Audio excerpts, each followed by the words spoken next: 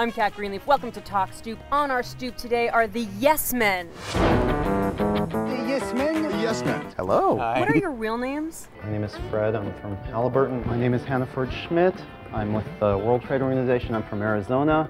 My name is Francisco Guerrero. My real name is Andy Bickelbaum. And mine is Mike Panano. These guys are much, much smarter than I am. World-renowned troublemakers. So I'm going to let them tell you what they do. We impersonate captains of industry. Joining us live from Paris now is Jude Finisterra. He's a spokesman for Dow Chemicals. And get ourselves invited to big corporate conferences. I'm not here today to pat us all on the back. And we deliver crazy, bonkers lectures that we hope will wake up our audiences. This is the Halliburton Survivaball. It's 3 easy steps for deployment, suiting up. A, you impersonate people. Isn't that illegal? It might be. We've asked a bunch of lawyers. Some of them say yes, some of them say no. We've stopped asking.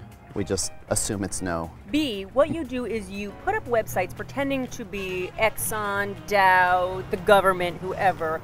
People then reach out to you thinking you're them. You go and pretend you're them and you're not them, and you make ludicrous claims. Without oil, at least 4 billion people would starve, and starving would become the new black. That's right. Why do you do such things? Well, we do it to make political points because we often target corporations that we think are doing the wrong thing. This is Gilda. She's the mascot for the Dow Acceptable Risk Program. So are you guys hippies? Is this hippies revolting against big industry? Yes. Hundreds of oil and gas executives were duped today. Oh, man.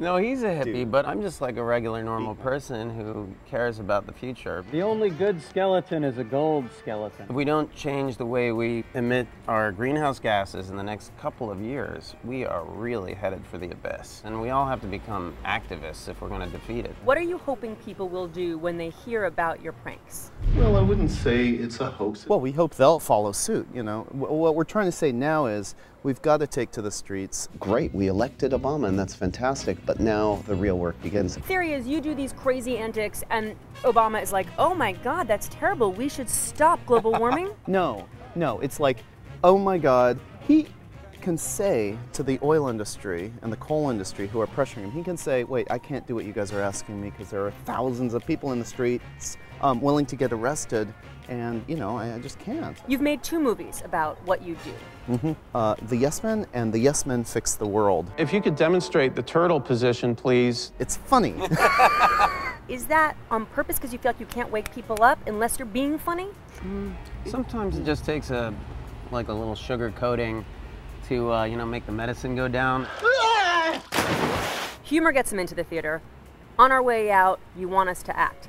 Find a group near you that does what you're interested in. Sign up to perform civil disobedience. Go to beyondtalk.net and sign up and say, yeah, I'm willing, this is important enough. We're going to launch a massive international day of civil disobedience, November 30th, actually. So at the core of all evil, according to you guys, is money, is the fact that people are putting money above valuable lives. We have a $12 billion plan. Money is useful. You know, it's the market, it exists, but you let it do what it wants, everything screws up. Fakakta.